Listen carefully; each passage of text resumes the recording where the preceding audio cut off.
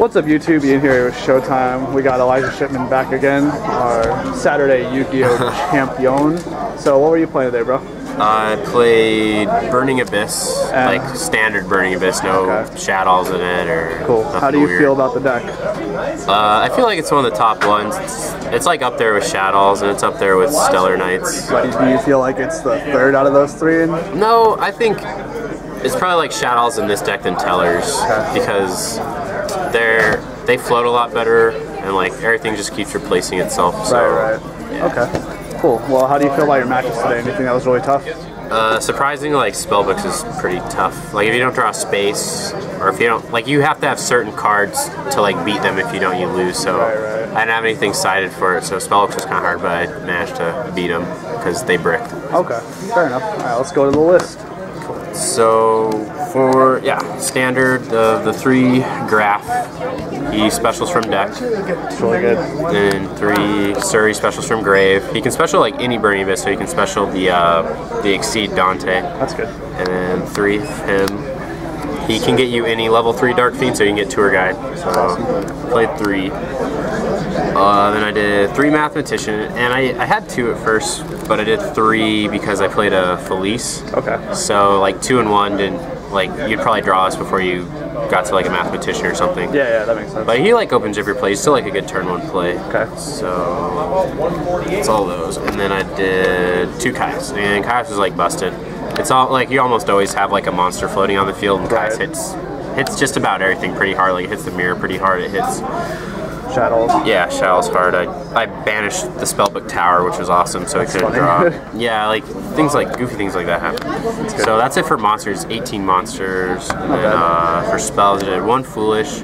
This with Kaias is like awesome because you like Foolish Graph, Special Scarm, Tree for Kaias, and that's like so busted. It's like pluses for days. Yeah, and then Allure, of course, it's pretty explanatory. And then I did 2 Astral Force. I didn't do 3 because I guess like the logic is if you play 1 of a card, it's attack. If you play 2, it's consistent, and if you play like 3, it's like dependency. Yeah. So I just did the 2 because you don't really need it. Yeah, it's good, but you don't want to open multiples. You just want to open that 1 to make the please and get you there. Yeah. Then triple space, and the reason I'm doing 3 is because like emptiness is everywhere. Yeah. It hurts a lot. It's like a staple main in all 3. Yeah, you should like I think at least for this deck you should play 3.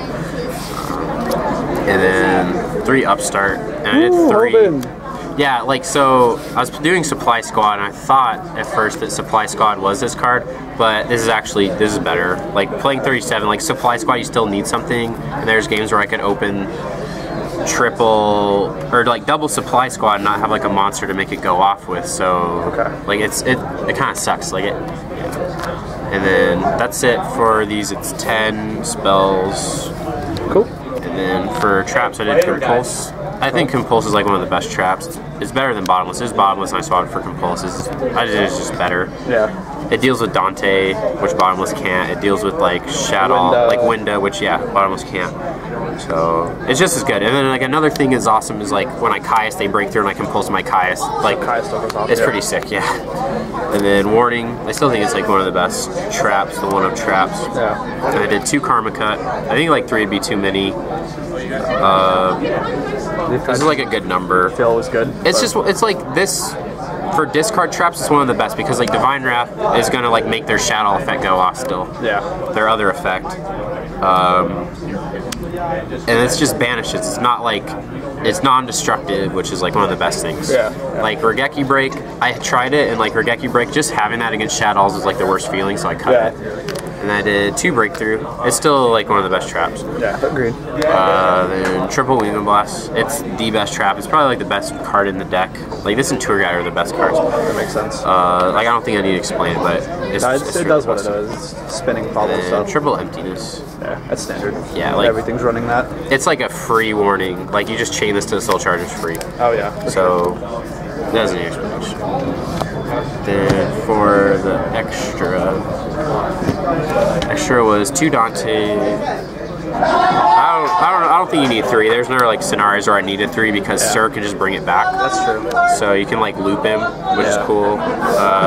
Then for those I did 2 Pleiades because the rank up magic you can add it back to your hand. Yeah. So, yeah, it's pretty good. Like, milling rank ups actually kind of go with it because he stays on the field, like, it gives you another option for, like, what you want for your hand. Then just one Alucard.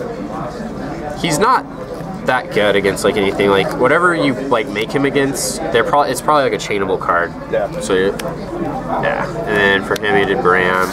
Then Angineer for Tyrus. Then Granosaurus for Volca. Then like a Nightmare Shark, just cause for like the random games. Then Downard.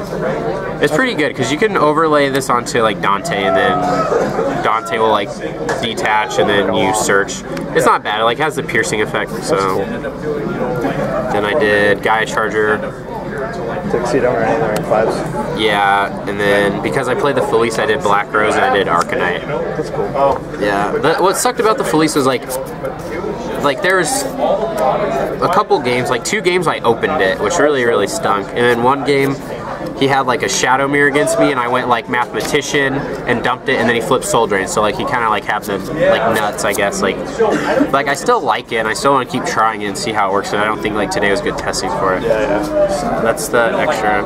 And for the side, like this is kind of goofy. The Kawaki Marrow Doom, he says that during the main phases, light and dark monster effects can't activate. That's cool. So I thought it was like I wanted to try it against Tellers because that means like Deneb's dead, and his condition to like keep himself alive is to reveal a fiend. So like that works, and he's also a fiend himself, so and he's level 3, so you can summon him off Tour Guide, like worst case scenario. So and I did like one Majesty's Fiend. This is for Shadalls, this is for mirror matches. Decks that don't play a lot of like back row, like maybe Light Swords, because there's some here.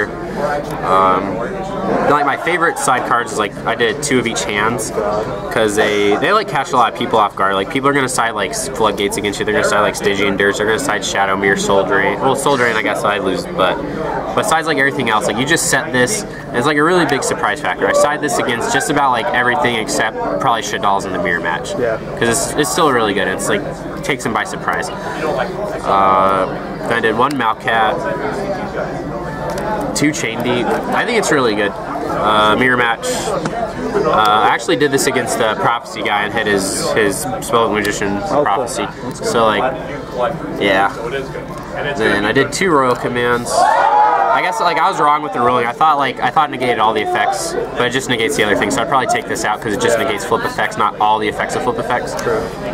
Then 2 Stygian for Mirror and Stellars. Yeah. And then 2 Gozen because we have some those, what was that deck? The Yang Zing decks. This is pretty good against Yang Zing. So like if they have like they can have as many of the like creation as they want, but if you like flip a Yang Zing over, they just like lose everything. So like this card kind of like keeps them in check. And yeah, that's awesome.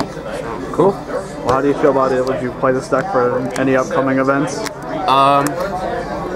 Probably. This is probably like the deck I'd play. I'm more comfortable with this. Like Stellars is like a lot more linear, and like Shadalls, I feel that if they don't open Shadal Fusion, it's really hard to like make plays and like win because they're not. They just have like a lot of like normal summon monsters, and like if you can't get away with just normal summoning one at a time, and you can't like make those bigger plays, then you're just gonna be playing from behind. So you just have a lot of dead cards. Cool. That's how I think. I appreciate the deck profile. So all right, well we'll see you guys next time.